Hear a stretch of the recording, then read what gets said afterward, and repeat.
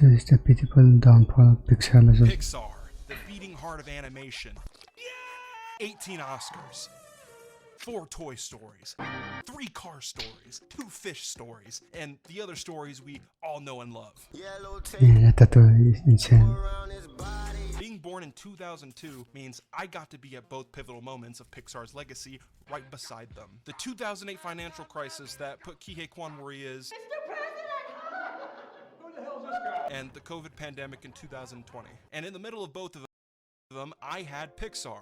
The difference is that while my family was struggling, I was watching WALL-E. But when my graduation was robbed from me alongside the conclusion of my teenage high school life that put me in a weird place of limbo, I got to watch Onward with Chris Pratt. Pixar is one of the greatest animation studios of all time, revolutionizing 3D animation while also having some of the best animated movies ever. And recently, Pixar stinks, everything is on fire, they're losing millions of dollars, I heard a rumor that the staff is going to hell. The origin of Pixar is kind of funny, and because I have a funny little brain, I talked about it in a video about The Last of Us for some reason. So yeah, Jamie, I'm gonna need you to replay that.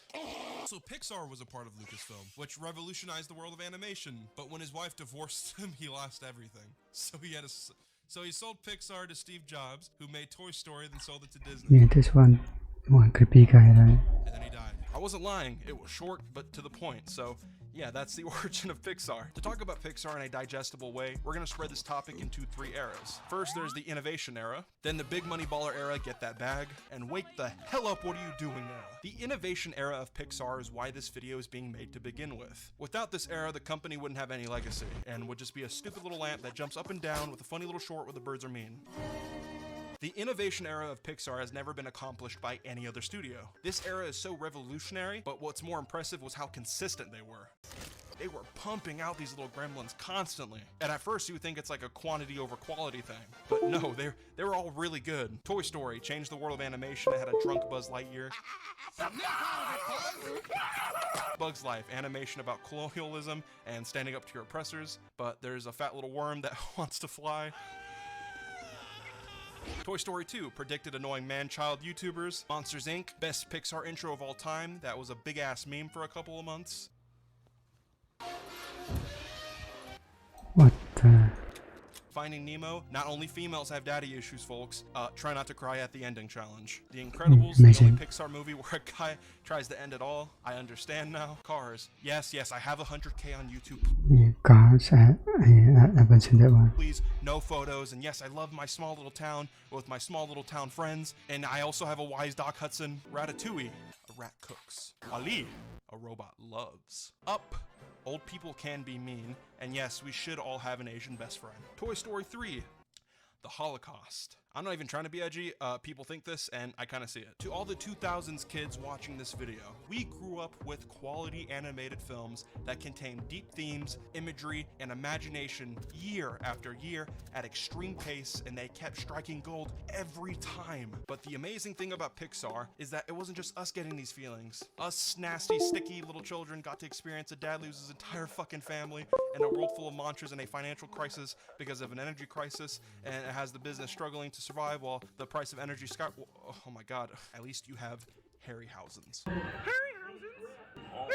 But the adults also get to enjoy these movies just as much as the little kids. While you were mesmerized by all the colors of the ocean, mom and dad were bawling their eyes out to the amazing soundtrack. Also, oh my god, how the hell did they manage to make the music just as good as the animation in these films? They were making they have an incredible storyline to like a new one almost every year. The music is almost just as hard as like the animation. It's crazy. The main point is that if you ask anyone what their favorite Pixar movie is, it's most likely going to be from this innovation era. Every project in this era is unique and full of passion and creativity, which gave them a massive reputation, overshadowing every animation studio. Chick's got an ass like an onion. The only other studio that can compare is DreamWorks. DreamWorks has some really good movies, but a lot of the films don't have amazing messages and emotional impact that the Pixar films had in their peak era. A whole bunch of turbulence. For every Kung Fu Panda 2 and How to Train Your Dragon 2, you get a Shark Tale. You said you're gonna take care of that fucking Finoy. B-movie, Boss Baby, and while Over the Hedge and Madagascar are really fun and like really cool, Hey, they ain't no Ratatouille or WALL-E, like come on. Pixar was like the 1999 Bulls team era, slam dunking on everything they did, getting hella rings, playing physical ball, but then they turned into little rats. They started to smell the cheddar and wanted a piece of it. So you're Pixar. You just dominated the 2000s by being original and awesome. You just went beast mode for like 10 years straight to lay down foundations. So now you want to make some cheddar cheese. Time to time, you can make some cool things, but you're gonna have a bunch of icebergs as well because Daddy wants a new boat. Toy Story 3 was the end of the innovation era and was the start of the big money baller era. Get that bag. This was the era where Pixar started to see the most success in the dollar signs. Because of the groundwork they put in, people were invested and wanted to see not just more of what they do, but also more of what they loved. Toy Story was the only thing from Pixar that had sequels, and it got 3 of them before anybody else got a part 2. Toy Story 3 made a lot of money because kids like Woody and Buzz. But you know what else kids like? Kids like some cars. 4-wheel automated beast. The sequels of Pixar are strategic to not just box office, but also toys. Kids today don't like toys anymore. They rather be in the Matrix, glued to their device. But back in the day, kids liked playing with some Woody.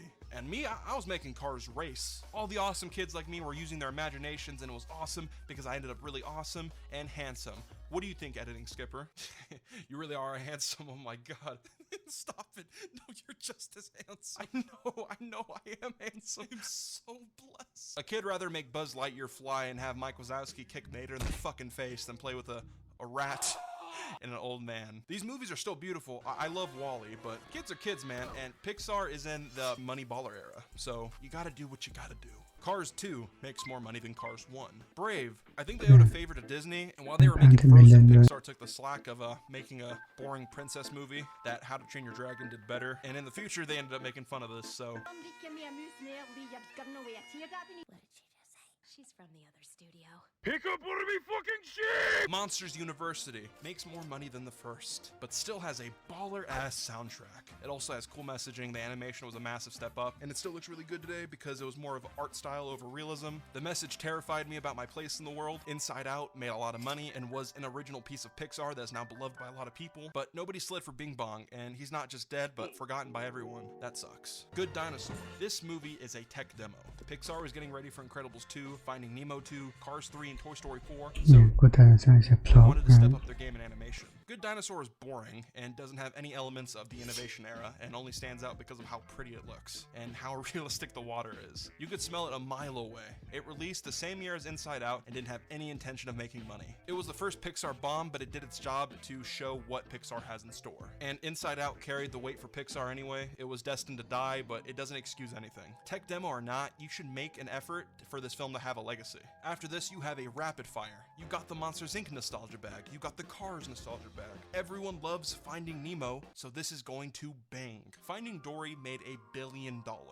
It played on nostalgia and got some big ass bucks. Next year, you have another Good Dinosaur situation. Cars 3 is kind of a tech demo for the next 2 big money printers, but Cars is still a money printer itself to sell a bunch of toys. It didn't make $1 billion, but it made $383 million against a $175 million budget. It was way better than Cars 2, while also being an allegory for Lil Mickey's basketball career. Cars 3 is what the Good Dinosaur should have been. A nice message with great visuals that pushed animation. Cars 3 even now looks great, but that same year, you got Coco. After making films about bugs and cars and monsters, they decided, hey, how about we give the Mexicans a shot? $800 million and is some people's favorite Pixar film. You see the formula. Money printer, something bad, something new and fun. Money printer, something bad, something new and fun. Pixar had this formula down, and since Coco was the new Inside Out, you got the green light to shoot down the last 2 Moby Dicks in your arsenal. The hype around Incredibles 2 was insane, and because of this hype and extremely polished animation due to the time gap from the first movie, everyone wanted to see what the fuss was about. So it became Pixar's most profitable movie, making $1.243 billion. And then the year after, they made Toy Story 4, which was uncomfortably realistic looking, and it made $1 billion as well. Money was hot, hot, hot. But there was a big problem with this era. You see, sometimes making a lot of money can be cool, but you also suffer a lot of consequences. You could get complacent, lazy, and when all the dough is collected, you might have damaged the process of making that same dough again. The money printers made money, but a lot of them were not that good.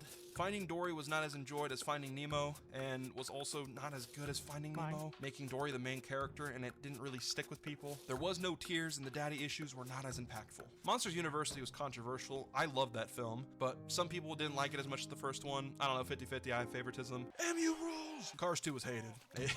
It was a universal hate. They took a nice message about ego death and made it a spy action movie. Kids liked it, I guess. It was shaking car keys. Pistachio ice cream still makes me laugh. Cars 3 was back to form and was grounded again, but people lost faith from the second one, so it performed worse than both. Incredibles 2 was pretty awful. It lost all the edge from the first movie and had a terrible villain. And Toy Story 4 had no reason to exist. Toy Story 3 had the perfect ending, but it continued anyway, and it's continuing again with the part 5. Why the fuck does it exist? Money was the main intention for these films, playing off of nostalgia set by the innovation era. And while extremely successful, Pixar wasn't being innovative. They were just playing it safe. The only way they innovated was with realism, and realism doesn't matter in animation. Toy Story 3 looks better than Toy Story 4 because of its art style. Toy Story 4 is 3 but so hyper-realistic that it just looks uncanny. Whereas Toy Story 3 was such an improvement from 2 that it looks normal and not creepy but like an animated film still. Same with Monsters University. Pixar kept trying to make the water look nice and the hair follicles detailed, and they forgot that the main reason people like Pixar is because it made them feel something. But in Disney fashion, they will always work on how the dollar signs work, without thinking of the consequences of their actions. It's like the Jurassic Park message. Since Pixar stockpiles, they planned a bunch of shit ahead of time, hoping that a mass quantity and consistency of This is the things of past space. Pixar every year or 2 years sometimes will be enough to keep them afloat. But what Pixar lacks now is what the innovation era had, which was quality. It's ironic how every era starts with a Toy Story, but after the Baller era, you had a free fall. The COVID pandemic was weird for the world of animation. Since everyone couldn't physically be with one another, real-life productions were halted, which gave a lot of time for people to come up with things and write scripts for future projects or be creative and think out the box. A lot of awesome things were made from COVID brainstorming, and a lot of animation studios saw that Disney was kind of in trouble because of a certain other animated movie. Disney dominated awards and box office. If Disney didn't win the Oscar, it was Pixar. And Pixar is owned by Disney. The Lego Movie was one of the best pieces of animation in a long time. It had heart, a great message, and a beautiful style. Something that would have came straight out of the innovation era. But this film came out during the money era for Disney, so they didn't hear any noise. It also got snubbed at the awards, not even getting nominated. But the same guys who made that movie teamed up with Sony and Marvel and made a Spider-Man animated movie which changed everything. Into the Spider-Verse is the most important film in animation since Toy Story. It's important because it sparked a really good trend of competition to Disney's overshadowing presence of mediocrity. Sony was a laughingstock because of the Emoji Movie, a movie everyone loves, of course, that tried to copy the Lego Movie, which is ironic since the Lego Movie is about how corporatization kills creativity. So instead of trying to copy the homework, why not just get these guys who've done shit for us before with Cloudy with a Chance of Meatballs to do it again? What Phil Lord and Chris Miller did with $65 million to make the Lego Movie is incredible. And what they did previously with the original Cloudy with a Chance of Meatballs was also really good. And both the sequels to both those films were not made by them and were both bad. So the best call is to get them, since they could do some pretty cool shit. Sony wanted to have them use their most popular IP to make something with around $90 million. Exclusive out of nowhere. This was going to be a reputation save for Sony, so quality is extremely important with this one. Animation and film prices are ridiculously inflated. Pixar will have budgets of $200 million for realistic water and the ability to zoom in on Bob's balding fucking head to see the nano hairs. It doesn't make the movie great. Spider-Verse showed animation studios that art style and good writing could still have people in awe. Realism is smoke and mirrors, and Pixar ran that gimmick into the ground.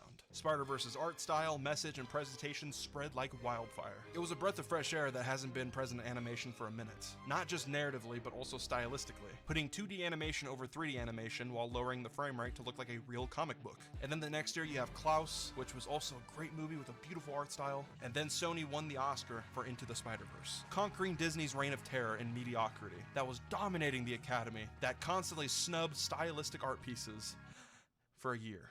Because Toy Story 4 won over way better movies. Disney has favoritism in the Academy. They also have a lot of bullshit wins. Either someone at Disney has blackmail or they're given the best head in their goddamn life. But Spider-Verse winning with a low budget and a lot of style sent shockwaves. That ended up with a lot of studios cooking through pandemic, while Disney was blind and stubborn. Every studio around Disney has been influenced by Spider-Verse, creating a new innovation era, with Disney being on the outside looking in with pride. Netflix had Mitchell vs. the Machines and Sea of Beasts that was created by the man who made Big Hero 6 and Moana. He was with Disney for 25 years before leaving to Netflix, since Disney would not give him the creative freedom to make this passion project. Yeah, I haven't seen any of these He also let movies. Guillermo del Toro make his passion project with Pinocchio. Pinocchio in stop motion that won an Oscar. It also only cost $35 million to make. Puss in Boots: The Last Wish was the revival for DreamWorks, who was in a creative drought, and was once in the same problem that Disney is in now, with repetitive art styles and complacency for mediocrity. Nickelodeon, that hasn't took a risk since Rango, which was a bold and unique film, is now making Teenage Mutant Ninja Turtles with the same Spider-Verse art style, with all the turtles being like realistic young teenagers with young teenager voices. Illumination, that has the reputation of being the annoying cash printer company, made an adaptation of the Mario movie, going outside their familiar comfort zone, and it's now one of the biggest animated films of all time. And It's really Sony, good. once again, made a groundbreaking, cinematic breath of fresh air that cost $100 million and employed the most animators ever on one project. So what's been happening with Disney Pixar? Pixar released Onward in the pandemic and lost $100 million, which pissed off Disney. Also at the time, Disney Plus was fairly new, so if everything was doomed to fail in box office, then hopefully they can make some money through Disney Plus. So Pixar became a guinea pig to test the Disney Plus model, which began to cripple their box office, which pissed off Disney. The streaming model can't work with Pixar because of how inflated the budgets are. Soul cost $150 million to make, and was streaming exclusively in America, while around the world it made $121 million, which means the movie overall lost a shitload of money. And while Soul was a good movie with a great concept, it didn't revolutionize anything in the world of animation and was pretty bland. Its messages were the best part, but the soul element was nothing special. As an animated project, it did not need to cost $150 million. And when you compare it to the recent Big Bang, the price to product is ridiculous. Same with Luca. This cute little film probably had a budget of around $150 million as well. Clearly this movie should not cost $150 million, and has become one of Pixar's lowest earning movies, losing over $100 million. But it gets worse with Turning Red, which lost around $168 million with only a $20 million box office, in comparison to Luca's $40 million box office. The reason they lost so much money was because Turning Red cost $178 million. Take in mind that Turning Red is a worse and shittier version of Everything Everywhere All at Once, and that movie cost $25 million. And Spider-Verse, which revolutionized the genre, cost $90 million. Why the hell does this movie cost $178 million? Watch the movie, it's not groundbreaking at all. Lightyear does not Okay, need to thanks. exist. It's nostalgia bait. Extremely shit film, and lost $106 million.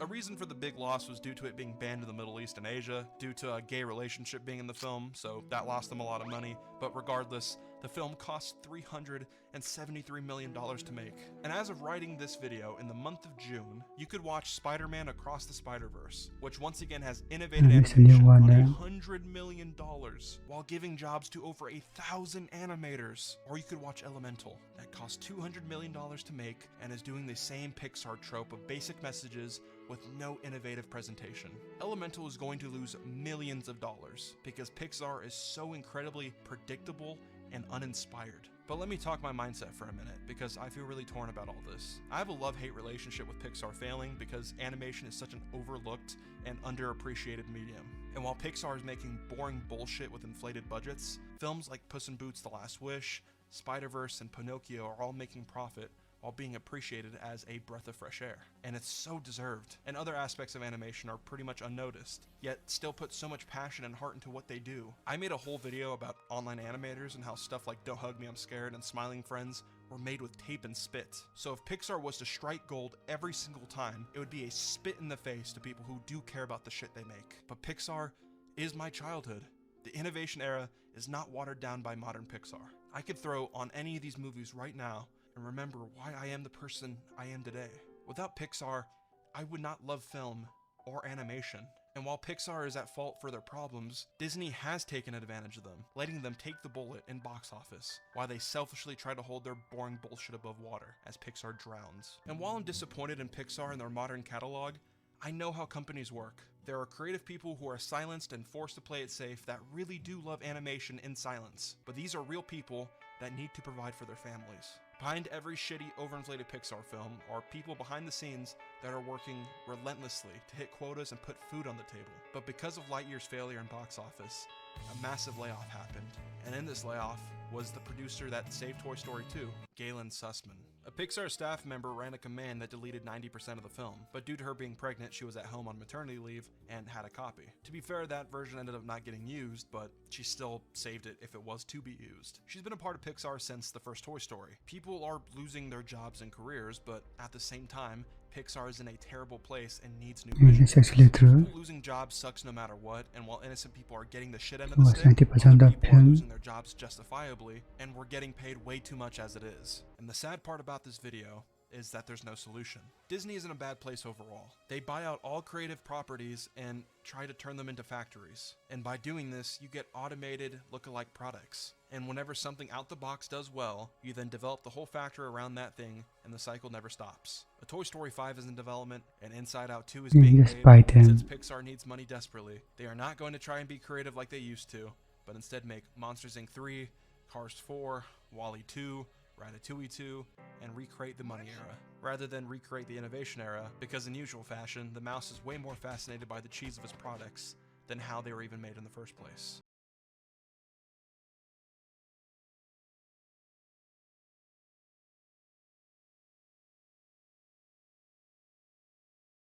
Not dead because Pixar lost their way. Animation is in a new Big Bang because the Disney mindset is failing. Not everything is about money. Animation is more than just a way to shut up your kids. It touches people, changes their lives, and is art. Animation is art. And I'll forever love animation and what they've done for me, including Pixar. Yes, I believe that. Hey swim team and all you doggy dogs out there, thank you for like this instead of the big 1 hour things for a while. Yes, So I'm if you telling like this that. format, That's how I'm thought about it.